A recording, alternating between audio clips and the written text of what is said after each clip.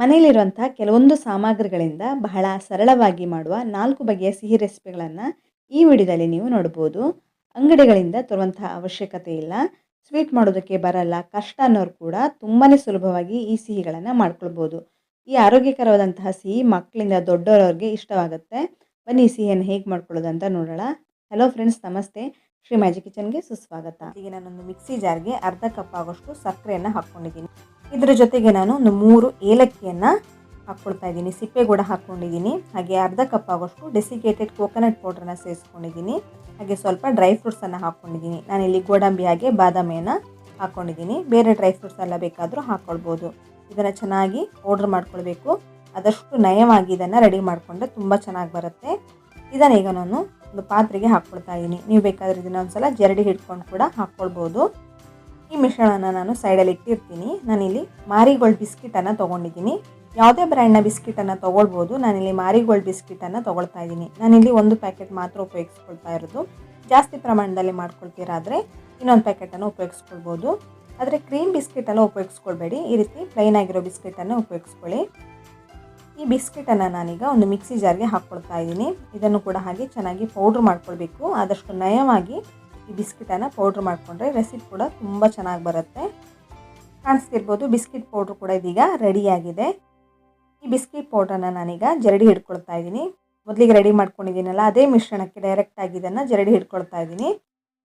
ಈ ರೀತಿ ಮಾಡ್ಕೊಳ್ಳೋದ್ರಿಂದ ಬಿಸ್ಕಿಟ್ ಚೂರುಗಳೆಲ್ಲ ಹಾಗೆ ಉಳ್ಕೊಂಡಿದ್ರೆ ಅದನ್ನು ತಿರ್ಗಾ ಇನ್ನೊಂದು ಸಲ ನಾನು ಪೌಡ್ರ್ ಮಾಡ್ಕೊಳ್ಬೋದು. ಹಾಗಾಗಿ ಇದನ್ನು ಜರಡಿ ಹಿಡ್ಕೊಳ್ತಾ ಇದ್ದೀನಿ. ಕಾಣಿಸ್ತಿರ್ಬೋದು, ಸ್ವಲ್ಪ ತರ್ತರಿ ಎಲ್ಲ ಹಾಗೆ ಉಳಿದಿದೆ.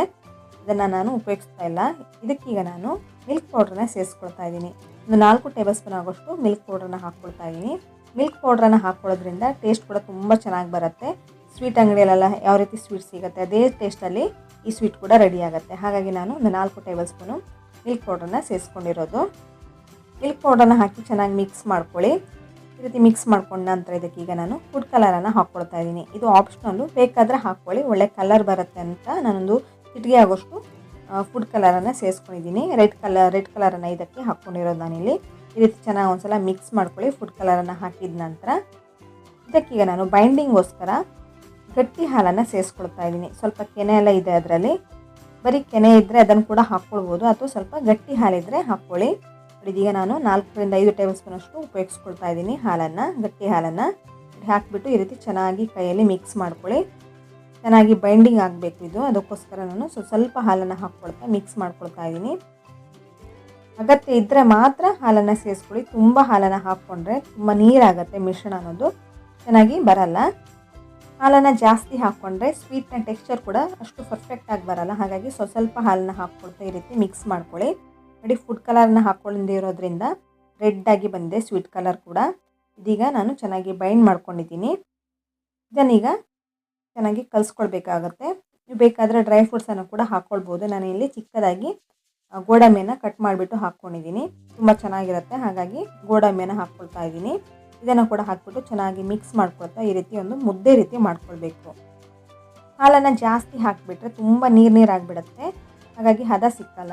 ನಾನು ಅದಕ್ಕೋಸ್ಕರ ಸ್ವಲ್ಪ ಹಾಲನ್ನು ಹಾಕ್ಕೊಳ್ತಾ ಈ ರೀತಿ ಮಿಕ್ಸ್ ಮಾಡಿಕೊಂಡು ಈ ರೀತಿ ಒಂದು ಮುದ್ದೆ ರೀತಿ ಮಾಡ್ಕೊಂಡಿದ್ದೀನಿ.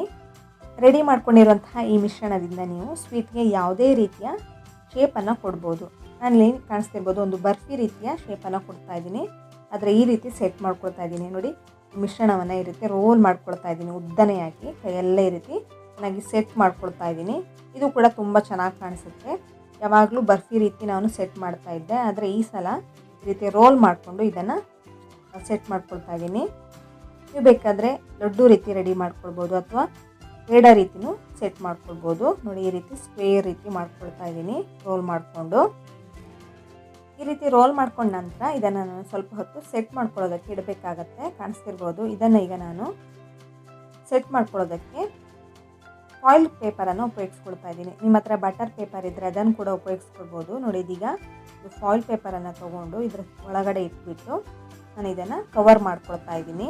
ಆವಾಗ ತುಂಬ ಚೆನ್ನಾಗಿ ಸೆಟ್ ಆಗುತ್ತೆ, ಒಳ್ಳೆ ಶೇಪ್ ಕೂಡ ಬರುತ್ತೆ ಸ್ವೀಟ್ಗೆ. ಹಾಗಾಗಿ ಇದನ್ನು ನಾನು ಫಾಯಿಲ್ ಪೇಪರ್ ಒಳಗೆ ಹಾಕಿಬಿಟ್ಟು ಈ ರೀತಿ ಕವರ್ ಮಾಡ್ಕೊಳ್ತಾ ಇದ್ದೀನಿ. ಇದನ್ನು ನಾನು ಒಂದು ಅರ್ಧ ಗಂಟೆ ಹೊತ್ತು ಫ್ರಿಜ್ಜಲ್ಲಿ ಇಡ್ತಾ ಇದ್ದೀನಿ. ನೀವು ಬೇಕಾದರೆ ಫ್ರಿಜ್ಜಲ್ಲಿ ಕೂಡ ಇಡ್ಬೋದು, ಅಥವಾ ಹೊರಗಡೆ ಕೂಡ ಇಡ್ಬೋದು. ಬಟ್ ಅರ್ಧ ಗಂಟೆ ಹೊತ್ತು ಹೀಗೆ ಸುತ್ತಿ ಇಟ್ಬಿಡಿ. ಒಂದು ಅರ್ಧ ಗಂಟೆ ಆಗಿದೆ. ಫ್ರಿಜ್ಜಿಂದ ತೆಗೆದು ಓಪನ್ ಮಾಡಿ ತೋರಿಸ್ತಾ ಇದ್ದೀನಿ. ಕಾಣಿಸ್ತಿರ್ಬೋದು ಚೆನ್ನಾಗಿ ಸೆಟ್ ಆಗಿದೆ ಇದೀಗ. ಸೆಟ್ ಆಗಿರೋಂತಹ ಈ ಸ್ವೀಟನ್ನು ಕ್ಲೀನಾಗಿ ಕಟ್ ಮಾಡ್ಕೊಳ್ತಾ ಇದ್ದೀನಿ. ನೋಡಿ ಕಾಣಿಸ್ತಿರ್ಬೋದು, ಈ ರೀತಿ ಚೆನ್ನಾಗಿ ಕಟ್ ಮಾಡ್ಕೊಳ್ಳಿ. ಒಳಗಡೆ ಟೆಕ್ಸ್ಚರ್ ಕಾಣಿಸ್ತಿರ್ಬೋದು, ತುಂಬ ಚೆನ್ನಾಗಿ ಬಂದಿದೆ. ಇದೇ ರೀತಿ ಒಂದೊಂದಾಗಿ ಕಟ್ ಮಾಡ್ಕೊಳ್ತಾ ಇದ್ದೀನಿ. ಬಾಯಲ್ಲಿ ಇಡ್ತಾ ಇದ್ದ ಹಾಗೆ ಕರ್ಗಿ ಹೋಗ್ಬಿಡುತ್ತೆ. ಕೇವಲ 5 ನಿಮಿಷದಲ್ಲಿ ಈ ಸ್ವೀಟನ್ನು ನೀವು ಮನೆಯಲ್ಲೇ ಮಾಡ್ಕೊಳ್ಬೋದು. ಮಕ್ಕಳಿಗಂತೂ ತುಂಬಾ ಇಷ್ಟ ಆಗುತ್ತೆ. ನೋಡಿ ಕಾಣಿಸ್ತಿರ್ಬೋದು, ಬಾಯಲ್ಲೇ ನೀರು ಬರ್ತಾ ಇದೆ, ಆ ರೀತಿ ಇದೆ ಟೆಕ್ಸ್ಚರ್ ಕೂಡ. ತುಂಬಾ ರುಚಿಯಾಗಿರುತ್ತೆ. ಒಂದ್ಸಲ ಇದನ್ನು ಟ್ರೈ ಮಾಡಿ ಹೇಗೆ ಬಂತು ಅಂತ ನನಗೆ ಕಮೆಂಟ್ ಮಾಡಿ ಹೇಳಿ. ಡ್ರೈ ಫ್ರೂಟ್ಸ್ನೆಲ್ಲ ಹಾಕಿರೋದ್ರಿಂದ ನೋಡೋದಕ್ಕೂ ತುಂಬ ಚೆನ್ನಾಗಿ ಕಾಣಿಸ್ತಾ ಇದೆ, ಹಾಗೆ ತಿನ್ನೋದಕ್ಕೂ ತುಂಬಾ ಅದ್ಭುತವಾಗಿರುತ್ತೆ. ಒಂದ್ಸಲ ಮಾಡಿಕೊಂಡ್ರೆ ಯಾವಾಗಲೂ ಇದೇ ರೀತಿ ಸ್ವೀಟ್ ಮಾಡ್ಕೊಳ್ಳೋದಕ್ಕೆ ನೀವು ಇಷ್ಟಪಡ್ತೀರಾ. ಹಬ್ಬಕ್ಕೆ, ಏನಾದರೂ ವಿಶೇಷ ಸಂದರ್ಭಕ್ಕೆ, ಮನೇಲಿ ಏನಾದರೂ ಸಿಂಪಲಾಗಿ ಫಂಕ್ಷನ್ ಇದ್ದರೂ ಕೂಡ ಈ ರೀತಿ ಮಾಡ್ಕೊಳ್ಬೋದು. ಹೆಚ್ಚು ಸಮಯ ಕೂಡ ತಗೊಳ್ಳಲ್ಲ ಮಾಡ್ಕೊಳ್ಳೋದಕ್ಕೆ. ಈಗ ನಾನು ಒಂದು ಸ್ವೀಟನ್ನು ತೆಗೆದು ತೋರಿಸ್ತಾ ಇದ್ದೀನಿ, ಯಾವ ರೀತಿ ಟೆಕ್ಸ್ಚರ್ ಬಂದಿದೆ ಅಂತ. ನೋಡಿ ಕಾಣಿಸ್ತಿರ್ಬೋದು, ಸಾಫ್ಟಾಗಿ ಪೇಡದಷ್ಟೇ ಸಾಫ್ಟಾಗಿ ಮೃದುವಾಗಿರುತ್ತೆ. ಬಾಯಲ್ಲಿ ಇಡ್ತಾ ಇದ್ದ ಹಾಗೆ ಕರಗಿ ಹೋಗಿಬಿಡುತ್ತೆ. ನೋಡಿದ್ರಲ್ಲ ಫ್ರೆಂಡ್ಸ್, ಗ್ಯಾಸ್ ಬಳಸದೆ, ಒಲೆ ಹಚ್ಚದೆ, ಚಿಕ್ಕವರಿಂದ ದೊಡ್ಡವ್ರ ತನಕನೂ ಇಷ್ಟಪಡುವಂಥ ಈ ಸಿಹಿಯನ್ನು ಹೇಗೆ ಮಾಡ್ಕೊಳ್ಳೋದಂತ ಇದೇ ರೀತಿ ಸಿಂಪಲ್ ಆಗಿರುವಂಥ ಕೇವಲ 5 ನಿಮಿಷದಲ್ಲಿ ಮಾಡುವಂಥ ಬ್ರೆಡ್ನಿಂದ ಒಂದು ಸಿಹಿಯನ್ನು ಮಾಡಿ ತೋರಿಸ್ತಾ ಇದ್ದೀನಿ. ಬನ್ನಿ ಆ ಸಿಹಿಯನ್ನು ಹೇಗೆ ಮಾಡ್ಕೊಳ್ಳೋದಂತ ನೋಡೋಣ. ಮೊದಲಿಗೆ ನಾನಿಲ್ಲಿ ಒಂದು ಪಾತ್ರೆಗೆ ಸುಮಾರು ಅರ್ಧ ಕಪ್ ಆಗೋಷ್ಟು ಸಕ್ಕರೆನ ಹಾಕ್ಕೊಂಡಿದ್ದೀನಿ. ಈ ಸಕ್ಕರೆಗೆ ಸುಮಾರು 1 ಕಪ್ ಆಗೋಷ್ಟು ನೀರನ್ನು ಹಾಕಿಬಿಟ್ಟು ಈ ಸಕ್ಕರೆಯನ್ನು ಚೆನ್ನಾಗಿ ಕುದಿಸ್ಕೊಳ್ಬೇಕಾಗತ್ತೆ. ಗ್ಯಾಸ್ ಫ್ಲೇಮನ್ನು ಮೀಡಿಯಂ ಫ್ಲೇಮಲ್ಲಿ ಇಟ್ಕೊಂಡ್ರೆ ಚೆನ್ನಾಗಿ ಸಕ್ಕರೆ ಅನ್ನೋದು ಕರಗುತ್ತೆ. ಇದೀಗ ಚೆನ್ನಾಗಿ ಕುದಿಯೋದಕ್ಕೆ ಸ್ಟಾರ್ಟ್ ಆಗಿದೆ. ಈ ರೀತಿ ಚೆನ್ನಾಗಿ ಕುದಿಬೇಕು. ಸಕ್ಕರೆ ಕೂಡ ಚೆನ್ನಾಗಿ ಕರಗಿದೆ. ನಾನಿಲ್ಲಿ 1 ಎಳೆ ಪಾಕ 2 ಎಳೆ ಪಾಕ ಏನೂ ಮಾಡ್ಕೊಂಡಿಲ್ಲ, ಜಸ್ಟ್ ಸಕ್ಕರೆ ಚೆನ್ನಾಗಿ ಕರಗಿಸ್ಕೊಳ್ತಾ ಇರೋದು. ಇದಕ್ಕೆ ಫ್ಲೇವರ್ಗೋಸ್ಕರ 1/4 ಟೇಬಲ್ ಸ್ಪೂನ್ ಆಗೋಷ್ಟು ಏಲಕ್ಕಿಯನ್ನು ಹಾಕ್ಕೊಂಡಿದ್ದೀನಿ, ಏಲಕ್ಕಿ ಪೌಡ್ರು. ಹಾಗೆ ಒಂದು ಚಿಟಿಕೆ ಆಗೋಷ್ಟು ಫುಡ್ ಕಲರನ್ನು ಹಾಕ್ಕೊಂಡಿದ್ದೀನಿ. ನಾನಿಲ್ಲಿ ರೆಡ್ ಫುಡ್ ಕಲರನ್ನು ಹಾಕ್ಕೊಂಡು ಚೆನ್ನಾಗಿ ಸಕ್ಕರೆ ನೀರನ್ನು ಕುದಿಸ್ಕೊಳ್ತಾ ಇದ್ದೀನಿ. ಇದು ಆಪ್ಷನಲ್ಲು, ಬೇಕಾದರೆ ಹಾಕ್ಕೊಳ್ಬೋದು, ಇಲ್ಲಾಂದರೆ ಸ್ಕಿಪ್ ಕೂಡ ಮಾಡ್ಕೊಳ್ಬೋದು. ಈ ಸಕ್ಕರೆ ನೀರನ್ನು ಚೆನ್ನಾಗಿ ಕುದಿಸ್ಕೊಳ್ಳಿ. ಸುಮಾರು 3-4 ನಿಮಿಷ ಚೆನ್ನಾಗಿ ಕುದಿಸಿದ್ರೆ ಸಕ್ಕರೆ ಅಂಟು ಪಾಕ ಅನ್ನೋದು ರೆಡಿ ಆಗುತ್ತೆ. ನೋಡಿ ಜೇನುತುಪ್ಪದ ಥರ ಆಗಿದೆ. ಈ ರೀತಿ ಆದರೆ ಸಾಕು. ಜಾಮೂನ್ ಮಾಡ್ಕೊಳ್ಳೋದಕ್ಕೆಲ್ಲ ಶುಗರ್ ಸಿರಪನ್ನು ಯಾವ ರೀತಿ ರೆಡಿ ಮಾಡ್ಕೊಳ್ತೀರಾ ಆ ರೀತಿ ರೆಡಿ ಮಾಡ್ಕೊಳ್ಳಿ. ಅದನ್ನು ಸೈಡಲ್ಲಿ ಇಟ್ಟಿರ್ತೀನಿ. ಈಗ ಇನ್ನೊಂದು ಬೌಲ್ಗೆ ಒಂದು 1/4 ಕಪ್ ಆಗೋಷ್ಟು ಹಾಲನ್ನು ಹಾಕ್ಕೊಳ್ತಾ ಇದ್ದೀನಿ. ಗಟ್ಟಿ ಹಾಲನ್ನು ಹಾಕ್ಕೊಳ್ಳಿ, ಅದರಲ್ಲಿ ಕೆನೆ ಕೂಡ ಇದೆ. ಆದಷ್ಟು ಗಟ್ಟಿ ಹಾಲನ್ನು ಹಾಕ್ಕೊಂಡ್ರೆ ತುಂಬ ಚೆನ್ನಾಗಿರುತ್ತೆ. ಇದಕ್ಕೆ ನಾನು ಸುಮಾರು 2 ಟೇಬಲ್ ಸ್ಪೂನ್ ಆಗೋಷ್ಟು ಹಾಲಿನ ಪುಡಿಯನ್ನು ಹಾಕ್ಕೊಳ್ತಾ ಇದ್ದೀನಿ. ಯಾವುದೇ ಬ್ರ್ಯಾಂಡ್ನ ಹಾಲಿನ ಪುಡಿಯನ್ನು ಸೇರಿಸ್ಕೊಳ್ಬೋದು. ಆದರೆ ಹಾಲು ಅನ್ನೋದು ತುಂಬ ಗಟ್ಟಿಯಾಗಿರುವಂಥ ಹಾಲಿದ್ರೆ ತುಂಬ ಚೆನ್ನಾಗಿರುತ್ತೆ. ನೀರು ಹಾಲನ್ನು ಹಾಕ್ಕೊಳ್ಳಿಕ್ಕೆ ಹೋಗಬೇಡಿ. ಹಾಲಿನ ಪುಡಿಯನ್ನು ಹಾಕ್ಬಿಟ್ಟು ಚೆನ್ನಾಗಿ ಒಂದ್ಸಲ ಇದನ್ನು ಮಿಕ್ಸ್ ಮಾಡ್ಕೊಳ್ಬೇಕಾಗತ್ತೆ. ಕಾಣಿಸ್ತಿರ್ಬೋದು, ಕ್ರೀಮಿ ಟೆಕ್ಸ್ಚರ್ ಅನ್ನೋದು ಇದೀಗ ರೆಡಿಯಾಗಿದೆ. ಹಾಲಿನ ಪುಡಿಯನ್ನು ಚೆನ್ನಾಗಿ ಮಿಕ್ಸ್ ಮಾಡ್ಕೊಳ್ಳಿ, ಗಂಟುಗಳಿರಬಾರ್ದು. ಇದಕ್ಕೀಗ ನಾನು ಸ್ವಲ್ಪ ಡ್ರೈ ಫ್ರೂಟ್ಸನ್ನು ಹಾಕ್ಕೊಳ್ತಾ ಇದ್ದೀನಿ. ನಾನಿಲ್ಲಿ ಗೋಡಂಬಿಯನ್ನು ಚಿಕ್ಕದಾಗಿ ಕಟ್ ಮಾಡ್ಕೊಂಡು ಹಾಕ್ಕೊಂಡೆ, ಹಾಗೆ ಸ್ವಲ್ಪ ಬಾದಾಮಿಯನ್ನು ಕೂಡ ಚಿಕ್ಕದಾಗಿ ಕಟ್ ಮಾಡಿಕೊಂಡು ಸೇರಿಸ್ಕೊಂಡಿದ್ದೀನಿ. ಇದನ್ನು ಚೆನ್ನಾಗಿ ಮಿಕ್ಸ್ ಮಾಡ್ಕೊಳ್ಬೇಕಾಗತ್ತೆ. ಬೇರೆ ಡ್ರೈ ಫ್ರೂಟ್ಸ್ ಎಲ್ಲ ಇದ್ದರೆ ಅದನ್ನು ಕೂಡ ಇದ್ರ ಜೊತೆಗೆ ಸೇರಿಸ್ಕೊಳ್ಬೋದು. ಇದಕ್ಕೀಗ ನಾನೊಂದು 2 ಟೇಬಲ್ ಸ್ಪೂನ್ ಆಗೋಷ್ಟು ಕೋಕೋನಟ್ ಪೌಡರ್ನ ಸೇರಿಸ್ಕೊಳ್ತಾ ಇದ್ದೀನಿ. ಡೆಸಿಕೇಟೆಡ್ ಕೋಕೋನಟ್ ಪೌಡರ್ ಇದಕ್ಕೆ ಹಾಕ್ಕೊಂಡಿದ್ದೀನಿ. ಇದು ಆಪ್ಷನಲ್, ಇದು ಬೇಕಾದರೆ ಹಾಕ್ಕೊಳ್ಳಿ, ಹಾಕ್ಕೊಂಡ್ರೆ ತುಂಬ ಚೆನ್ನಾಗಿರುತ್ತೆ. ತುಂಬ ಡ್ರೈ ಅನಿಸಿದ್ರೆ ಇನ್ನೊಂದು 2 ಟೇಬಲ್ ಸ್ಪೂನ್ ಆಗೋಷ್ಟು ಹಾಲನ್ನು ಸೇರಿಸ್ಕೊಳ್ಬೋದು. ಹಾಕ್ಬಿಟ್ಟು ಚೆನ್ನಾಗಿ ಮಿಕ್ಸ್ ಮಾಡಿಕೊಂಡು ಸೈಡಲ್ಲಿ ಇಟ್ಟಿರ್ತೀನಿ. ಅದನ್ನು ನಾನಿಲ್ಲಿ 10 ಬ್ರೆಡ್ ಸ್ಲೈಸನ್ನು ತೊಗೊಂಡಿದ್ದೀನಿ. ಇದರದ್ದು ಬ್ರೌನ್ ಪೋರ್ಷನನ್ನು ತೆಗೆದು ವೈಟ್ ಪೋರ್ಷನನ್ನು ಮಾತ್ರ ಉಪಯೋಗಿಸ್ಕೊಳ್ತಾ ಇದ್ದೀನಿ. ನಾನಿಲ್ಲಿ ಇದನ್ನು ಸರ್ಕಲ್ ರೀತಿ ಕಟ್ ಮಾಡ್ಕೊಳ್ತಾ ಇದ್ದೀನಿ. ನೀವು ಬೇಕಾದರೆ ಸ್ಕ್ವೇರ್ ಶೇಪಲ್ಲಿ ಕೂಡ ಕಟ್ ಮಾಡ್ಕೊಳ್ಬೋದು, ಅಥವಾ ಈ ರೀತಿ ಸರ್ಕಲ್ ಶೇಪಲ್ಲಿ ಕೂಡ ಕಟ್ ಮಾಡ್ಕೊಳ್ಬೋದು. ನಾನಿಲ್ಲಿ ಲೋಟವನ್ನು ಉಪಯೋಗಿಸ್ಕೊಂಡು ಈ ರೀತಿ ರೌಂಡಾಗಿ ಕಟ್ ಮಾಡ್ಕೊಳ್ತಾ ಇದ್ದೀನಿ. ಎಲ್ಲವನ್ನು ಕೂಡ ಇದೇ ರೀತಿ ಮಾಡ್ಕೊಳ್ಬೇಕಾಗತ್ತೆ. ಈ ವೇಸ್ಟ್ ಪೋರ್ಷನನ್ನು ನೀವು ಬೇರೆ ರೆಸಿಪಿಗೆಲ್ಲ ಉಪಯೋಗಿಸ್ಕೊಳ್ಬೋದು. ಇದನ್ನು ಪೌಡ್ರ್ ಮಾಡಿಬಿಟ್ಟು ಇದನ್ನು ಬೇರೆ ರೀತಿಯ ರೆಸಿಪಿಗೆಲ್ಲ ಉಪಯೋಗಿಸ್ಕೊಳ್ಬೋದು. ನಾನು ವೈಟ್ ಪೋರ್ಷನನ್ನು ಮಾತ್ರ ಉಪಯೋಗಿಸ್ಕೊಳ್ತಾ ಇದ್ದೀನಿ. ಎಲ್ಲವನ್ನು ನಾನು ಇದೇ ರೀತಿ ಕಟ್ ಮಾಡಿ ಇಟ್ಕೊಂಡಿದ್ದೀನಿ. ಇದೀಗ ಒಂದು ರೌಂಡ್ ಪೋರ್ಷನನ್ನು ತೊಗೊಂಡಿದ್ದೀನಿ. ಇದಕ್ಕೆ ನಾನು ಮೊದಲಿಗೆ ರೆಡಿ ಮಾಡ್ಕೊಂಡಿರುವಂತಹ ಈ ಕ್ರೀಮಿ ಟೆಕ್ಸ್ಚರನ್ನು ಹಾಕ್ಕೊಳ್ತಾ ಇದ್ದೀನಿ. 1 ಅಥವಾ 2 ಟೇಬಲ್ ಸ್ಪೂನ್ ಆಗೋಷ್ಟು ತೊಗೊಂಡು ನೋಡಿ ಈ ರೀತಿ ಮೇಲ್ಗಡೆ ಸ್ಪ್ರೆಡ್ ಮಾಡ್ಕೊಳ್ಬೇಕಾಗತ್ತೆ. ಕ್ಲೀನಾಗಿ ಸ್ಪ್ರೆಡ್ ಮಾಡ್ಕೊಳ್ಳಿ, ಎಲ್ಲ ಕಡೆ ಸ್ಪ್ರೆಡ್ ಮಾಡ್ಕೊಳ್ಳಿ. ಇದ್ರ ಮೇಲ್ಗಡೆ ಇನ್ನೊಂದು ಬ್ರೆಡ್ ಸ್ಲೈಸನ್ನು ನೋಡಿ ಇದೀಗ ರೌಂಡಾಗಿ ಕಟ್ ಮಾಡ್ಕೊಂಡಿದ್ದೀನಲ್ಲ, ಅದನ್ನು ಈ ರೀತಿ ಇಟ್ಕೊಂಡು ಈ ರೀತಿ ಚೆನ್ನಾಗಿ ಪ್ರೆಸ್ ಮಾಡಿಬಿಟ್ಟು ಲಾಕ್ ಮಾಡ್ಕೊಳ್ಬೇಕಾಗತ್ತೆ. ಇದೇ ರೀತಿ ಎಲ್ಲವನ್ನು ಮಾಡ್ಕೊಳ್ಬೇಕು. ನೋಡಿ ಕಾಣಿಸ್ತಿರ್ಬೋದು, ಇನ್ನೊಂದು ಮಾಡಿ ತೋರಿಸ್ತಾ ಇದ್ದೀನಿ. ಮೇಲ್ಗಡೆ ಈ ರೀತಿ ರೆಡಿ ಮಾಡ್ಕೊಂಡಿರುವಂತಹ ಮಿಶ್ರಣವನ್ನು ಈ ರೀತಿ ಸ್ಪ್ರೆಡ್ ಮಾಡ್ಕೊಳ್ಬೇಕು. ನಂತರ ಇನ್ನೊಂದು ಬ್ರೆಡ್ ಸ್ಲೈಸನ್ನು ಇಟ್ಬಿಟ್ಟು ಈ ರೀತಿ ಪ್ರೆಸ್ ಮಾಡಿದರೆ ಚೆನ್ನಾಗಿ ಲಾಕ್ ಆಗುತ್ತೆ. ಇದೇ ರೀತಿ ಎಲ್ಲವನ್ನು ಮಾಡಿಬಿಟ್ಟು ಒಂದು ಪ್ಲೇಟಲ್ಲಿ ಇಟ್ಕೊಂಡಿರ್ತೀನಿ. ನಂತರ ಇದನ್ನು ಉಪಯೋಗಿಸ್ಕೊಳ್ತಾ ಇದ್ದೀನಿ. ಎಲ್ಲವನ್ನು ಮಾಡ್ಕೊಂಡಿದ್ದಾಗಿದೆ. ಇದೀಗ ನಾನು ಮೊದಲಿಗೆ ರೆಡಿ ಮಾಡ್ಕೊಂಡಿರುವಂತಹ ಶುಗರ್ ಸಿರಪ್ಗೆ ಇದನ್ನು ಈ ರೀತಿ ಡಿಪ್ ಮಾಡ್ಕೊಳ್ತಾ ಇದ್ದೀನಿ. ಜಾಸ್ತಿ ಹೊತ್ತೇನು ಇಡಬೇಕಂತೇನಿಲ್ಲ, ಜಸ್ಟ್ ಇದರ ಒಳಗಡೆ ಇಟ್ಬಿಟ್ಟು ತೆಗೆದ್ರೆ ಆಯಿತು.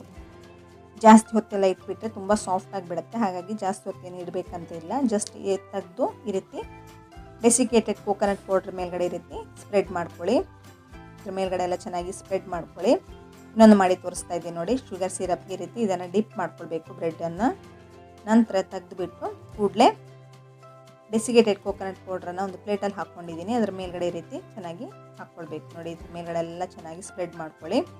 ಇದೇ ರೀತಿ ನಾನು ಮಾಡ್ಕೊಂಡಿರೋದನ್ನೆಲ್ಲ ಬ್ರೆಡ್ಡನ್ನು ಈ ರೀತಿ ಮಾಡ್ಕೊಳ್ತಾ ಇದ್ದೀನಿ. ತುಂಬ ಚೆನ್ನಾಗಿ ಬರುತ್ತೆ ಈ ರೀತಿ ಮಾಡ್ಕೊಳ್ಳೋದ್ರಿಂದ. ಇದು ಆಪ್ಷನಲ್ಲು, ಹಾಗೆ ಕೂಡ ಸರ್ವ್ ಮಾಡ್ಬೋದು. ಬಟ್ ಈ ರೀತಿ ಮೇಲ್ಗಡೆ ಡೆಸಿಕೇಟೆಡ್ ಕೋಕೋನಟನ್ನು ಹಾಕಿಬಿಟ್ರೆ ತುಂಬ ರುಚಿಯಾಗಿ ಬರುತ್ತೆ. ಇದೀಗ ಎಲ್ಲವನ್ನು ಮಾಡಿಬಿಟ್ಟು ಒಂದು ಪ್ಲೇಟಲ್ಲಿ ಇಟ್ಕೊಂಡಿದ್ದೀನಿ. ಮೇಲ್ಗಡೆ ಬೇಕಾದರೆ ಡ್ರೈ ಫ್ರೂಟ್ಸನ್ನು ಇಟ್ಬಿಟ್ಟು ಗಾರ್ನಿಷ್ ಮಾಡ್ಬೋದು, ತುಂಬ ಚೆನ್ನಾಗಿ ಕಾಣಿಸುತ್ತೆ. ನಾನಿಲ್ಲಿ ಗೋಡಂಬಿಯನ್ನು ಈ ರೀತಿ ಇಟ್ಬಿಟ್ಟು ಸರ್ವ್ ಮಾಡ್ತಾ ಇದ್ದೀನಿ. ಸ್ವೀಟ್ ಈಗ ತಿನ್ನೋದಕ್ಕೆ ರೆಡಿಯಾಗಿದೆ. ಕೇವಲ 5ರಿಂದ 10 ನಿಮಿಷದಲ್ಲಿ ಈ ಸಿಹಿಯನ್ನು ಯಾರು ಬೇಕಾದರೂ ಮಾಡ್ಕೊಳ್ಬೋದು. ಒಂದ್ಸಲ ಇದನ್ನು ಟ್ರೈ ಮಾಡಿ ಹೇಗೆ ಬಂತು ಅಂತ ನನಗೆ ಕಮೆಂಟ್ ಮಾಡಿ. ಫ್ರೆಂಡ್ಸ್, ನಾನು ಮಾಡುವಂಥ ರೆಸಿಪಿಗಳೆಲ್ಲ ನಿಮಗೆ ಇಷ್ಟ ಆಗ್ತಾ ಇದ್ದರೆ ತಪ್ಪದೇ ಸಬ್ಸ್ಕ್ರೈಬ್ ಮಾಡ್ಕೊಳ್ಳಿ, ಹಾಗೆ ಲೈಕ್ ಮಾಡಿ, ಶೇರ್ ಮಾಡಿ, ಕಮೆಂಟ್ ಮಾಡೋದಕ್ಕಂತೂ ಮರಿಲೇಬೇಡಿ. ಬನ್ನಿ ಇನ್ನೊಂದು ರೆಸಿಪಿಯನ್ನು ಹೇಗೆ ಮಾಡೋದು ಅಂತ ನೋಡೋಣ. ಒಂದು 1/4 kg ಆಗೋಷ್ಟು ನೇರಳೆ ಹಣ್ಣನ್ನು ತೊಗೊಂಡಿದ್ದೀನಿ. ಇದನ್ನು ಚೆನ್ನಾಗಿ ವಾಶ್ ಮಾಡಿಕೊಂಡು ಉಪಯೋಗಿಸ್ಕೊಳ್ಬೇಕಾಗತ್ತೆ. ನಾನು ಇದನ್ನು ಚೆನ್ನಾಗಿ ವಾಶ್ ಮಾಡ್ಕೊಂಡು ಇಟ್ಕೊಂಡಿದ್ದೀನಿ. ಈಗ ಒಂದು ದಪ್ಪ ತಳದ ಪಾತ್ರೆಗೆ ಸುಮಾರು 1 ಕಪ್ ಆಗೋಷ್ಟು ನೀರನ್ನು ಹಾಕ್ಕೊಂಡು ನೀರನ್ನು ಚೆನ್ನಾಗಿ ಬಿಸಿ ಮಾಡ್ಕೊಳ್ಬೇಕು. ನೀರು ಬಿಸಿ ಆದ ನಂತರ ಈ ತೊಳೆದಿಟ್ಕೊಂಡಿರುವಂತಹ ನೇರಳೆ ಹಣ್ಣನ್ನು ಹಾಕ್ಕೊಳ್ತಾ ಇದ್ದೀನಿ. ಇದನ್ನು ಹಾಕ್ಕೊಂಡು ಇದನ್ನು ಚೆನ್ನಾಗಿ ಬೇಯಿಸ್ಕೊಳ್ಬೇಕು. ಒಳ್ಳೆ ಕಲರ್ ಬಿಡುತ್ತೆ, ಹಾಗೆ ಸಿಪ್ಪೆ ಎಲ್ಲ ಬಿಡೋದಕ್ಕೆ ಸ್ಟಾರ್ಟ್ ಆಗಿಬಿಡುತ್ತೆ, ಹಾಗೆ ಬೀಜ ಕೂಡ ಚೆನ್ನಾಗಿ ತೆಗೆಯೋದಕ್ಕಾಗತ್ತೆ. ಇದನ್ನು ಬೇಯಿಸ್ಕೊಂಡು ನೀವು ಈ ರೀತಿಯೂ ಮಾಡ್ಕೊಳ್ಬೋದು, ಅಥವಾ ನೇರಳೆ ಹಣ್ಣನ್ನು ಕಟ್ ಮಾಡಿಕೊಂಡು ಬೀಜ ತೆಗೆದು ಕಟ್ ಮಾಡ್ಕೊಂಡು ಕೂಡ ಇದನ್ನು ಪ್ಯೂರಿ ರೀತಿ ಮಾಡ್ಕೊಳ್ಬೋದು. ನಿಮ್ಗೆ ಯಾವ್ದು ಈಸಿ ಅನಿಸುತ್ತೋ ಆ ರೀತಿ ಮಾಡ್ಕೊಳ್ಳಿ. ನಾನು ಈ ರೀತಿ ಬೇಯಿಸ್ಕೊಂಡು ನೇರಳೆ ಹಣ್ಣಿನ ಪ್ಯೂರಿನ ರೆಡಿ ಮಾಡ್ಕೊಳ್ತಾ ಇದ್ದೀನಿ. ನೋಡಿದೀಗ ಚೆನ್ನಾಗಿ ಬಿಸಿಯಾಗಿ ಚೆನ್ನಾಗಿ ಬೆಂದಿದೆ, ಬೀಜ ಎಲ್ಲ ಚೆನ್ನಾಗಿ ಬಂದಿದೆ. ಇವಾಗ ನಾನು ಇದನ್ನು ತಣ್ಣಗಾಗೋದಕ್ಕೆ ಇಡ್ತಾ ಇದ್ದೀನಿ. ಕಂಪ್ಲೀಟಾಗಿ ತಣ್ಣಗಾಗಬೇಕು. ತಣ್ಣಗಾದ ನಂತರ ಇದನ್ನು ಉಪಯೋಗಿಸ್ಕೊಳ್ಬೇಕಾಗತ್ತೆ. ಬಿಸಿ ಇರೋವಾಗ ಉಪಯೋಗಿಸ್ಕೊಳ್ಳೋದಕ್ಕೆ ಹೋಗಬೇಡಿ. ಇವಾಗ ನಾನು ಈ ಬೀಜ ಎಲ್ಲ ತಗೊಳ್ತಾ ಇದ್ದೀನಿ. ಪ್ಯೂರಿ ಮಾತ್ರ ಉಪಯೋಗಿಸ್ಕೊಳ್ತಾ ಇರೋದ್ರಿಂದ ಬೀಜ ಎಲ್ಲ ತೆಗೆದು ಬಿಸಾಕ್ಕೊಳ್ತಾ ಇದ್ದೀನಿ. ನೋಡಿದೀಗ ಪ್ಯೂರಿ ರೆಡಿಯಾಗಿದೆ. ಇದನ್ನು ನಾನು ಗ್ರೈಂಡ್ ಮಾಡ್ಕೊಳ್ಬೇಕಾಗತ್ತೆ. ಬಿಸಿ ಇರೋದ್ರಿಂದ ತಣ್ಣಗಾಗೋದಕ್ಕೆ ಇಡ್ತಾ ಇದ್ದೀನಿ. ಈಗ ಒಂದು ಪ್ಯಾನ್ಗೆ 1 ಕಪ್ ಆಗೋಷ್ಟು ರವೆಯನ್ನು ಹಾಕ್ಕೊಳ್ತಾ ಇದ್ದೀನಿ. ರವೆಯನ್ನು ರೋಸ್ಟ್ ಮಾಡ್ಕೊಳ್ಬೇಕಾಗತ್ತೆ. ಎಣ್ಣೆ ಅಥವಾ ತುಪ್ಪ ಹಾಕ್ಕೊಳ್ದೆ ಇದನ್ನು ರೋಸ್ಟ್ ಮಾಡ್ಕೊಳ್ಳಿ. ಒಳ್ಳೆ ಘಮ ಬರಬೇಕು, ಲೈಟಾಗಿ ಕಲರ್ ಚೇಂಜ್ ಆಗಬೇಕು. ಜಾಸ್ತಿ ಹೊತ್ತೇನು ರೋಸ್ಟ್ ಮಾಡ್ಕೊಳ್ಬೇಕಂತೇನಿಲ್ಲ. ಒಳ್ಳೆ ಘಮ ಬರ್ತಾ ಇದೆ, ಹಾಗೆ ಲೈಟಾಗಿ ಕಲರ್ ಚೇಂಜ್ ಆಗಿದೆ ಅನ್ನುವಾಗ ಗ್ಯಾಸ್ ಫ್ಲೇಮನ್ನು ಆಫ್ ಮಾಡಿಕೊಂಡ್ರೆ ಆಯಿತು. ಈ ರವೆಯನ್ನು ರೋಸ್ಟ್ ಮಾಡ್ಕೊಳ್ಳುವಾಗ ಗ್ಯಾಸ್ ಫ್ಲೇಮನ್ನು ಮೀಡಿಯಮ್ ಫ್ಲೇಮಲ್ಲಿ ಇಟ್ಕೊಳ್ಳಿ, ಹೈ ಫ್ಲೇಮಲ್ಲಿ ಇಟ್ಕೊಳ್ಳೋದಕ್ಕೆ ಹೋಗಬೇಡಿ. ಇದನ್ನೀಗ ಒಂದು ಕಡೆ ರೋಸ್ಟ್ ಮಾಡ್ಕೊಳ್ತಾ ಇರ್ತೀನಿ. ಹಾಗೆ ಇದೀಗ ನೋಡಿ, ಇದೀಗ ಕಂಪ್ಲೀಟಾಗಿ ತಣ್ಣಗಾಗಿದೆ. ಇದನ್ನು ತೆಗೆದು ಮಿಕ್ಸಿ ಜಾರ್ಗೆ ಹಾಕ್ಕೊಂಡು ಗ್ರೈಂಡ್ ಮಾಡ್ಕೊಳ್ಬೇಕಾಗತ್ತೆ. ಬೀಜ ಎಲ್ಲ ಕಂಪ್ಲೀಟಾಗಿ ತಕ್ಕೊಳ್ಳಿ. ನೋಡಿ, ಇದೀಗ ಮಿಕ್ಸಿ ಜಾರ್ಗೆ ಹಾಕ್ಕೊಂಡು ಇದನ್ನು ಗ್ರೈಂಡ್ ಮಾಡಿಕೊಂಡು ಪ್ಯೂರಿ ರೀತಿ ರೆಡಿ ಮಾಡ್ಕೊಂಡು ಇಟ್ಕೊಂಡಿದ್ದೀನಿ. ಎಷ್ಟು ಚೆನ್ನಾಗಿ ಬಂದಿದೆ, ಒಳ್ಳೆ ಕಲರ್ ಬರುತ್ತೆ. ಇದನ್ನೊಂದು ಮಿಕ್ಸಿಂಗ್ ಬೌಲ್ಗೆ ಹಾಕ್ಕೊಳ್ಬೇಕಾಗತ್ತೆ. ಸುಮಾರು 1/4 ಕಪ್ ಆಗೋಷ್ಟು ಪ್ಯೂರಿ ಇದೀಗ ಇದೆ. ಇದಕ್ಕೆ ಹಾಲನ್ನು ಕೂಡ ಹಾಕ್ಕೊಳ್ಬೇಕಾಗತ್ತೆ. ಒಂದು ಅರ್ಧ ಕಪ್ಪಿಂದ 3/4 ಕಪ್ ತನಕ ಹಾಲನ್ನು ಸೇರಿಸ್ಕೊಳ್ಬೋದು. ನೋಡಿ, ಇದೀಗ ಹಾಲನ್ನು ಕೂಡ ಹಾಕ್ಕೊಂಡು ಮಿಕ್ಸ್ ಮಾಡ್ಕೊಳ್ತಾ ಇದ್ದೀನಿ. ಚೆನ್ನಾಗಿ ಮಿಕ್ಸ್ ಮಾಡ್ಕೊಳ್ಳಿ. ಈ ರೀತಿ ಒಂದು ಸಲ ಮಿಕ್ಸ್ ಮಾಡ್ಕೊಂಡ ನಂತರ ಹಾಲು ಬೇಕನ್ಸಿದ್ರೆ ಸ್ವಲ್ಪ ಹಾಕ್ಕೊಳ್ಬೋದು, ತುಂಬ ಗಟ್ಟಿ ಅನಿಸಿದ್ರೆ. ನೋಡಿ, ಈ ರೀತಿ ಇದೆ. ಇವಾಗ ಒಂದು ಕಡೆ ಹುರ್ಕೊಳ್ತಾ ಇದ್ದೀನಲ್ಲ ರವೆ, ಅದನ್ನು ಕೂಡ ಹುರ್ಕೊಂಡಿದ್ದಾಗಿದೆ. ಒಳ್ಳೆ ಘಮ ಬರ್ತಾ ಇದೆ, ಕಲರ್ ಕೂಡ ಚೇಂಜ್ ಆಗಿದೆ. ಸ್ವಲ್ಪ ತಣ್ಣಗಾಗೋದಕ್ಕೆ ಇಡಬೇಕು. ಕಂಪ್ಲೀಟಾಗಿ ತಣ್ಣಗಾಗ್ತಾ ಇದೆ ಅನ್ನುವಾಗ ನಾನು ರೆಡಿ ಮಾಡ್ಕೊಂಡಂತಹ ನೇರಳೆ ಹಣ್ಣಿನ ಪ್ಯೂರಿಗೆ ಇದನ್ನು ಸೇರಿಸ್ಕೊಳ್ತಾ ಇದ್ದೀನಿ. ಇದನ್ನು ಹಾಕ್ಕೊಂಡು ಮಿಕ್ಸ್ ಮಾಡ್ಕೊಳ್ಳಿ. ಚೆನ್ನಾಗಿ ಒಂದು ಸಲ ಮಿಕ್ಸ್ ಮಾಡ್ಕೊಳ್ಳಿ. ತುಂಬ ಗಟ್ಟಿ ಅನಿಸಿದ್ರೆ ರವೆ ಎಲ್ಲ ಚೆನ್ನಾಗಿ ಹೀರ್ಕೊಳ್ಳುತ್ತೆ. ಸ್ವಲ್ಪ ಗಟ್ಟಿ ಅನಿಸಿದ್ರೆ ಇನ್ನೊಂದು ಸ್ವಲ್ಪ ಹಾಲನ್ನು ಸೇರಿಸ್ಕೊಳ್ಬೋದು, ಇಲ್ಲಾಂದರೆ ಬೇಕಂತ ಏನಿಲ್ಲ. ಈ ರೀತಿ ಚೆನ್ನಾಗಿ ಒಂದು ಸಲ ಮಿಕ್ಸ್ ಮಾಡ್ಕೊಂಡಾಗ ಗೊತ್ತಾಗುತ್ತೆ. ರವೆ ಹಾಲನ್ನೆಲ್ಲ ಹೀರ್ಕೊಂಡಿದ್ದಾಗ ತುಂಬ ಗಟ್ಟಿ ಅನಿಸುತ್ತೆ, ಅವಾಗ ಸ್ವಲ್ಪ ಹಾಲನ್ನು ಮಿಕ್ಸ್ ಮಾಡಿಕೊಂಡು ರವೆ ಮಿಶ್ರಣವನ್ನು ರೆಡಿ ಮಾಡ್ಕೊಳ್ಳಿ.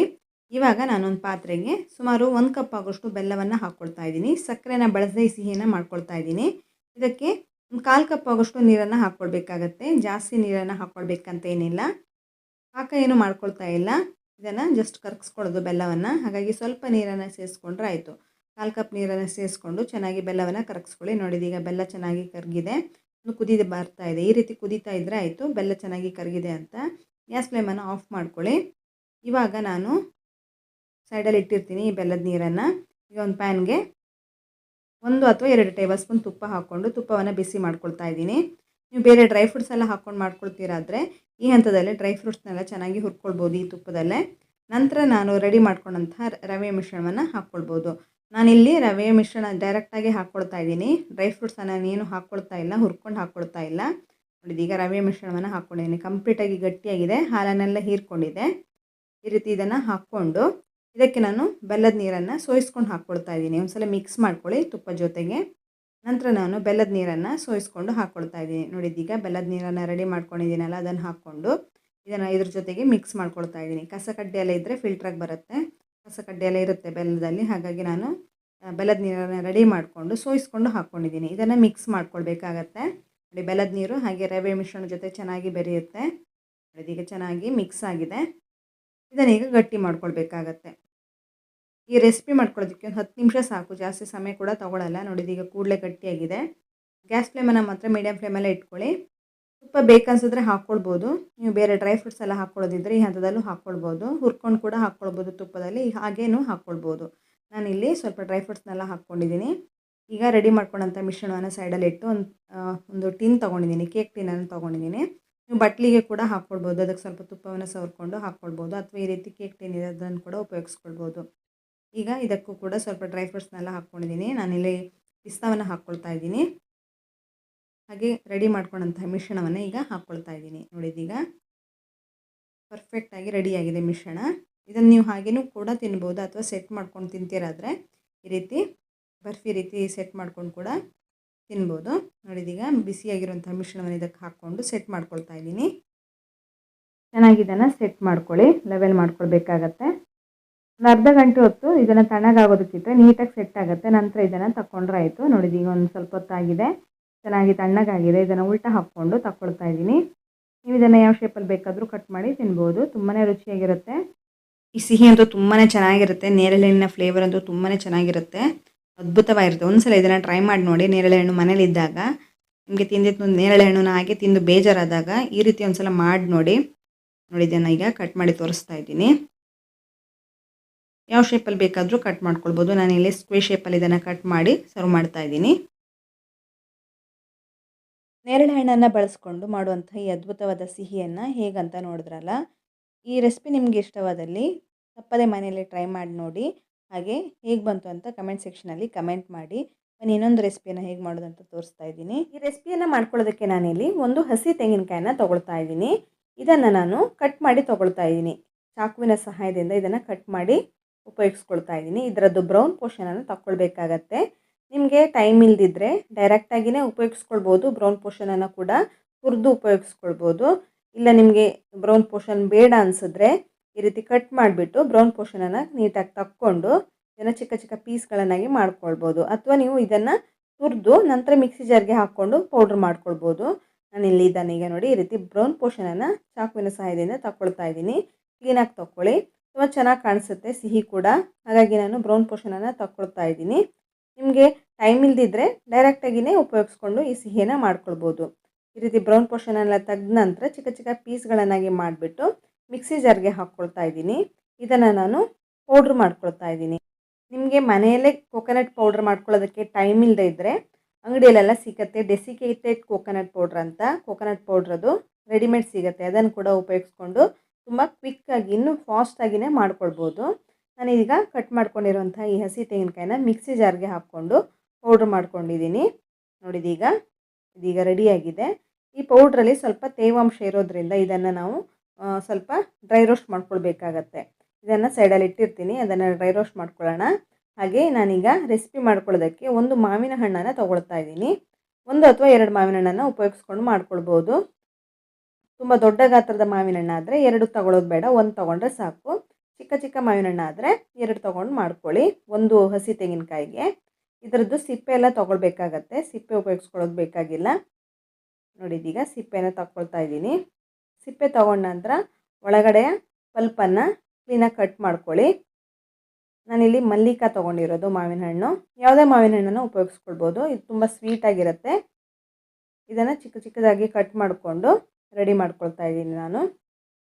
ಇದರದ್ದು ಪ್ಯೂರಿಯನ್ನು ರೆಡಿ ಮಾಡ್ಕೊಳ್ಬೇಕಾಗತ್ತೆ. ನೋಡಿದೀಗ ಮಾವಿನ ಹಣ್ಣನ್ನು ಕಟ್ ಮಾಡ್ಕೊಂಡಿದ್ದಾಗಿದೆ. ಹಾಗೆ ರೆಡಿ ಮಾಡ್ಕೊಂಡಂತಹ ಹಸಿ ತೆಂಗಿನಕಾಯಿ ಇದೆಯಲ್ಲ ಅದನ್ನು ಸ್ವಲ್ಪ ಹುರ್ಕೊಳ್ತಾ ಇದ್ದೀನಿ. ಡ್ರೈ ರೋಸ್ಟ್ ಮಾಡ್ಕೊಳ್ಬೇಕು. ತುಪ್ಪ ಅಥವಾ ಎಣ್ಣೆ ಏನು ಹಾಕ್ಕೊಳ್ಬೇಕಂತೇನಿಲ್ಲ. ಹಾಗೆ ಇದನ್ನು ಬಿಸಿ ಮಾಡ್ಕೊಳ್ಳಿ. ಒಂದು ಕಡೆದಾನೆ ಬಿಸಿ ಮಾಡ್ಕೊಳ್ತಾ ಇರ್ತೀನಿ. ಹಾಗೆ ಇದೇ ಮಿಕ್ಸಿ ಜಾರ್ಗೆ ನಾನು ರೆಡಿ ಮಾಡ್ಕೊಂಡಂಥ ಮಾವಿನ ಹಣ್ಣನ್ನು ಚಿಕ್ಕ ಚಿಕ್ಕದಾಗಿ ಕಟ್ ಮಾಡ್ಕೊಂಡಿದ್ದೀನಲ್ಲ ಅದನ್ನು ಮಿಕ್ಸಿ ಜಾರ್ಗೆ ಹಾಕ್ಕೊಂಡು ಪ್ಯೂರಿ ಮಾಡ್ಕೊಳ್ತಾ ಇದ್ದೀನಿ. ಒಂದು ಕಡೆ ನಾನು ಹಸಿ ತೆಂಗಿನಕಾಯಿನ ಸ್ವಲ್ಪ ಡ್ರೈ ರೋಸ್ಟ್ ಮಾಡ್ಕೊಳ್ತಾ ಇದ್ದೀನಿ. ಹಾಗೆ ಮಾವಿನ ಹಣ್ಣಿನ ಪ್ಯೂರಿಯನ್ನು ಕೂಡ ರೆಡಿ ಮಾಡ್ಕೊಳ್ತಾ ಇದ್ದೀನಿ. ಫ್ಲೇವರ್ಗೆ ಒಂದು 2 ಏಲಕ್ಕಿಯನ್ನು ಹಾಕ್ಕೊಳ್ಳಿ. ತುಂಬ ಸಿಹಿ ಇದ್ದರೆ ಸಕ್ಕರೆ ಅಥವಾ ಬೆಲ್ಲನ ಹಾಕ್ಕೊಳ್ಳೋದು ಬೇಕಾಗಿಲ್ಲ. ನಾನಿಲ್ಲಿ ಸಕ್ಕರೆನ ಹಾಕ್ಕೊಳ್ತಾ ಇಲ್ಲ, ಸ್ವಲ್ಪ ಬೆಲ್ಲವನ್ನು ಹಾಕ್ಕೊಳ್ತಾ ಇದ್ದೀನಿ. ಒಂದು 2-3 ಟೇಬಲ್ ಸ್ಪೂನ್ ಆಗೋಷ್ಟು ಬೆಲ್ಲವನ್ನು ಹಾಕ್ಕೊಂಡು ಇದನ್ನು ಗ್ರೈಂಡ್ ಮಾಡಿಕೊಂಡು ಪ್ಯೂರಿಯನ್ನಾಗಿ ರೆಡಿ ಮಾಡ್ಕೊಂಡಿದ್ದೀನಿ. ನೋಡಿ ಎಷ್ಟು ಕ್ರೀಮಿಯಾಗಿ ಬಂದಿದೆ. ಈ ರೀತಿ ಚೆನ್ನಾಗಿ ಗ್ರೈಂಡ್ ಮಾಡಿಕೊಂಡು ಪ್ಯೂರಿಯನ್ನು ರೆಡಿ ಮಾಡ್ಕೊಳ್ಬೇಕಾಗತ್ತೆ. ಇದನ್ನು ಸೈಡಲ್ಲಿ ಇಟ್ಟಿರ್ತೀನಿ. ಈಗ ಇನ್ನೊಂದು ಕಡೆ ನಾನು ತೆಂಗಿನಕಾಯನ್ನು ಡ್ರೈ ರೋಸ್ಟ್ ಮಾಡ್ಕೊಳ್ತಾ ಇದ್ದೀನಲ್ಲ, ನೋಡಿದೀಗ ಈ ರೀತಿ ಡ್ರೈ ರೋಸ್ಟ್ ಮಾಡ್ಕೊಳ್ಳೋದ್ರಿಂದ ಇದನ್ನು ನೀವು ಸ್ವೀಟನ್ನು ನೀವು ಒಂದು ಜಾಸ್ತಿ ದಿವಸದ ತನಕ ಇಟ್ಟರು ಕೆಡಲ್ಲ. ಚೆನ್ನಾಗಿ ಹುರ್ಕೊಳ್ಬೇಕಾಗತ್ತೆ. ಇದರಲ್ಲಿರುವಂತಹ ನೀರಿನಂಶ ಎಲ್ಲ ಕಂಪ್ಲೀಟಾಗಿ ಡ್ರೈ ಆಗಬೇಕು. ಇದೀಗ ಚೆನ್ನಾಗಿ ಹುರ್ಕೊಳ್ಳಿ. 3-4 ನಿಮಿಷದ ತನಕ ಗ್ಯಾಸ್ ಫ್ಲೇಮನ್ನು ಮೀಡಿಯಮ್ ಫ್ಲೇಮಲ್ಲೇ ಇದನ್ನು ಚೆನ್ನಾಗಿ ಹುರ್ಕೊಳ್ಳಿ. ನೋಡಿದೀಗ ನೀರಿನಂಶನೆಲ್ಲ ಹೋಗಿದೆ, ಹಾಗೆ ಸ್ವಲ್ಪ ಡ್ರೈ ಆಗಿದೆ. ಈ ರೀತಿ ಆಗಬೇಕಾಗತ್ತೆ.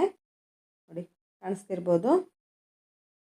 ಗ್ಯಾಸ್ ಫ್ಲೇಮನ್ನು ಹೈ ಫ್ಲೇಮಲ್ಲಿ ಇಟ್ಕೊಂಡು ಇದನ್ನು ಹುರ್ಕೊಳ್ಬೇಕಾಗೇನಿಲ್ಲ. ಮೀಡಿಯಮ್ ಫ್ಲೇಮಲ್ಲೇ ಇಟ್ಕೊಳ್ಳಿ. ಯಾಕೆಂದರೆ ಹೈ ಫ್ಲೇಮಲ್ಲೆಲ್ಲ ಇಟ್ಕೊಂಡ್ಬಿಟ್ರೆ ಕಲರು ಚೇಂಜ್ ಆಗಿಬಿಡುತ್ತೆ, ಬ್ಲ್ಯಾಕ್ ಕಲರ್ ಬಂದುಬಿಡುತ್ತೆ.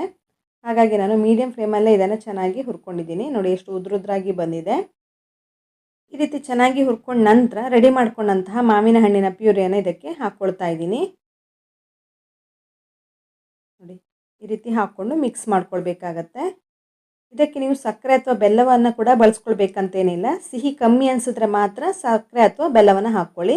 ಸಕ್ಕರೆ ಇಲ್ಲದೆ ಇದ್ದರೂ ಕೂಡ ಪರವಾಗಿಲ್ಲ, ಬೆಲ್ಲವನ್ನು ಹಾಕ್ಕೊಳ್ಬೋದು, ಅಷ್ಟೇನು ಡಿಫ್ರೆನ್ಸ್ ಬರಲ್ಲ. ನಿಮಗೆ ಸಕ್ಕರೆ ಇಷ್ಟ ಇಲ್ಲದಿದ್ದರೆ ಬೆಲ್ಲದಿಂದ ಕೂಡ ಈ ಸಿಹಿಯನ್ನು ಮಾಡ್ಕೊಳ್ಬೋದು. ಇದೀಗ ಚೆನ್ನಾಗಿ ಮಿಕ್ಸ್ ಮಾಡ್ಕೊಳ್ತಾ ಇದ್ದೀನಿ. ಈ ರೀತಿ ಮಿಕ್ಸ್ ಮಾಡಿಕೊಂಡು ಸ್ವಲ್ಪ ಗಟ್ಟಿ ಆಗೋದಕ್ಕೆ ಬಿಡಬೇಕಾಗತ್ತೆ. ಇದರಲ್ಲಿರುವಂಥ ನೀರಿನಂಶ ಎಲ್ಲ, ಮಾವಿನ ಹಣ್ಣಿನಲ್ಲಿರುವಂಥ ನೀರಿನಂಶ ಎಲ್ಲ ಕಂಪ್ಲೀಟಾಗಿ ಡ್ರೈ ಆಗಬೇಕು, ಹಾಗೆ ಸ್ವಲ್ಪ ಗಟ್ಟಿ ಆಗಬೇಕು. ಹಾಗೆ ನೀವು ಮಾವಿನ ಹಣ್ಣಿನ ಪ್ಯೂರಿನ ರೆಡಿ ಮಾಡ್ಕೊಳ್ಳುವಾಗ ಮಿಕ್ಸಿ ಜಾರ್ಗೆ ಹಾಕಿಬಿಟ್ಟು ಗ್ರೈಂಡ್ ಮಾಡ್ಕೊಳ್ಳುವಾಗ ನೀರನ್ನು ಹಾಕ್ಕೊಳ್ಳೋದಕ್ಕೆ ಹೋಗಬೇಡಿ.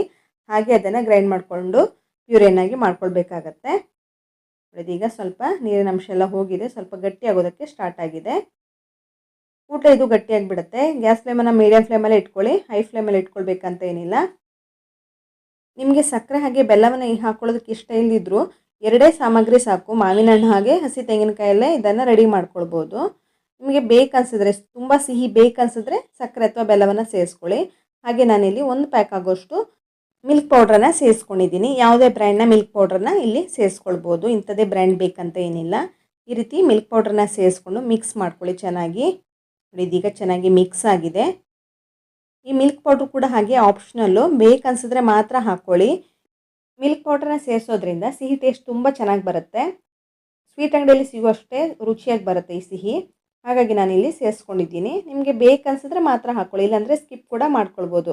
ಕೇವಲ 2 ಸಾಮಗ್ರಿಯಲ್ಲಿ ಇದನ್ನು ರೆಡಿ ಮಾಡ್ಕೊಳ್ಬೋದು. ನೋಡಿದೀಗ ಈ ರೀತಿ ಉಂಡೆ ರೀತಿ ಆಗ್ತಾಯಿದೆ. ಈ ರೀತಿ ಆಗಬೇಕು, ಕೈಗೆ ಒಂದು ಚೂರು ಅಂಟ್ತಾ ಇಲ್ಲ. ಈ ರೀತಿ ಆದರೆ ಪರ್ಫೆಕ್ಟಾಗಿ ರೆಡಿಯಾಗಿದೆ ಅಂತ. ಈಗ ನಾನು ಗ್ಯಾಸ್ ಫ್ಲೇಮನ್ನು ಆಫ್ ಮಾಡಿಬಿಟ್ಟು ಇದನ್ನು ಕೆಳಗೆ ಇಳಿಸ್ಕೊಂಡಿದ್ದೀನಿ. ಸ್ವಲ್ಪ ತಣ್ಣಗಾದ ನಂತರ ಈ ರೀತಿ ಉಂಡೆಗಳನ್ನಾಗಿ ಮಾಡ್ಕೊಳ್ತಾ ಇದ್ದೀನಿ. ಇದನ್ನು ನೀವು ಬರ್ಫಿ ಶೇಪಲ್ಲಿ ಕೂಡ ಸೆಟ್ ಮಾಡ್ಕೊಳ್ಬೋದು, ಅಥವಾ ಈ ರೀತಿ ಉಂಡೆಗಳನ್ನಾಗಿ ಕೂಡ ಮಾಡ್ಕೊಳ್ಬೋದು. ಈ ರೀತಿ ಮಾವಿನ ಹಣ್ಣು ಹಾಗೆ ಕೋಕೋನಟ್ ಲಡ್ಡುವನ್ನು ರೆಡಿ ಮಾಡ್ಕೊಂಡಿದ್ದೀನಿ. ಈ ರೀತಿ ಸ್ವಲ್ಪ ಕೋಕೋನಟ್ ಪೌಡ್ರನ್ನ ಎತ್ತಿಟ್ಕೊಂಡಿದ್ದೆ, ಅದನ್ನು ಈ ರೀತಿ ಒಂದು ಲೇಯರ್ ಥರ ಒಂದು ಕೋಟ್ ಮಾಡ್ಕೊಳ್ತಾ ಇದ್ದೀನಿ. ತುಂಬ ಚೆನ್ನಾಗಿ ಕಾಣಿಸುತ್ತೆ, ತುಂಬ ರುಚಿಯಾಗೂ ಬರುತ್ತೆ. ಈ ರೀತಿ ಎಲ್ಲವನ್ನು ಮಾಡಿ ಒಂದು ಪ್ಲೇಟಲ್ಲಿ ಇಟ್ಕೊಳ್ತಾ ಇದ್ದೀನಿ. ಹಾಗೆ ಮೇಲ್ಗಡೆ ಕೋಕೋನಟ್ ಪೌಡ್ರಿಂದ ಈ ರೀತಿ ಒಂದು ಲೇಯರ್ ರೀತಿ, ಒಂದು ಕೋಟ್ ರೀತಿ ಮಾಡಿಕೊಂಡು ರೆಡಿ ಮಾಡ್ಕೊಳ್ತಾ ಇದ್ದೀನಿ. ಕೇವಲ 10 ನಿಮಿಷದಲ್ಲಿ ಈ ಸಿಹಿಯನ್ನು ಮಾಡ್ಕೊಳ್ಬೋದು. ಮಾವಿನ ಹಣ್ಣಿನ ಸೀಸನಲ್ಲಿ ಈ ರೀತಿ ಒಂದು ಸಿಹಿಯನ್ನು ಮಾಡಿ ನೋಡಿ. ಮಕ್ಕಳು ದೊಡ್ಡವರು ಎಲ್ಲರೂ ಇಷ್ಟಪಡ್ತಾರೆ. ಒಂದು ಸಲ ಮಾಡಿಕೊಂಡ್ರೆ ಪದೇ ಪದೇ ಇದನ್ನೇ ಮಾಡ್ಕೊಂಡು ತಿನ್ನಬೇಕಂತಲೂ ಅನಿಸುತ್ತೆ, ಅಷ್ಟು ರುಚಿಯಾಗಿರುತ್ತೆ. ಇದನ್ನು ನೀವು 7ರಿಂದ ಒಂದು 10 ದಿವಸದ ತನಕ ಇಟ್ಕೊಳ್ಬೋದು. ಫ್ರಿಜ್ಜಲ್ಲಿ ಇಟ್ಟರು ತುಂಬ ಚೆನ್ನಾಗಿರುತ್ತೆ. ಚೆನ್ನಾಗಿ ಹಸಿ ತೆಂಗಿನಕಾಯಿನೆಲ್ಲ ಹುರ್ಕೊಂಡಿರಬೇಕು, ಇಲ್ಲಾಂದರೆ ಬೇಗನೆ ಕೆಟ್ಟುಬಿಡುತ್ತೆ. ಹಾಗಾಗಿ ಇದನ್ನು ಹುರ್ಕೊಂಡಿದ್ದೀನಿ. ಚೆನ್ನಾಗಿ ಹುರ್ಕೊಳ್ಬೇಕಾಗತ್ತೆ. ಅದರಲ್ಲಿರುವಂಥ ನೀರಿನಂಶನೆಲ್ಲ ತಕ್ಕೊಂಡು ಚೆನ್ನಾಗಿ ಡ್ರೈ ಆಗೋ ತನಕ ಹುರ್ಕೊಂಡ್ರೆ ಒಂದು 10 ದಿವಸದ ತನಕ ಇಟ್ಟರು ಕೆಡಲ್ಲ. ನೋಡಿ, ಇದೀಗ ಓಪನ್ ಮಾಡಿ ತೋರಿಸ್ತಾ ಇದ್ದೀನಿ ನೋಡಿ. ತುಂಬಾ ಸಾಫ್ಟಾಗಿರುತ್ತೆ, ಬಾಯಲ್ಲಿ ಇಡ್ತಾ ಇದ್ದಾಗೆ ಕರಗಿ ಹೋಗಿಬಿಡುತ್ತೆ. ಈ 4 ರೆಸಿಪಿಗಳು ಫಸ್ಟ್ ಟೈಮ್ ಮಾಡಿದರೂ ಕೂಡ ಪರ್ಫೆಕ್ಟಾಗಿ ತುಂಬಾ ಚೆನ್ನಾಗಿ ಬರುತ್ತೆ. ಇದನ್ನೆಲ್ಲ ಒಂದ್ಸಲ ಮನೇಲಿ ಟ್ರೈ ಮಾಡಿಬಿಟ್ಟು ಹೇಗೆ ಬಂತು ಅಂತ ಕಮೆಂಟ್ ಸೆಕ್ಷನಲ್ಲಿ ತಪ್ಪದೇ ಕಮೆಂಟ್ ಮಾಡಿ. ಇನ್ನಷ್ಟು ಹೊಸ ರೀತಿಯ ಅದ್ಭುತವಾದ ರೆಸಿಪಿಗಳೊಂದಿಗೆ ಸಿಗೋಣ. ಧನ್ಯವಾದಗಳು.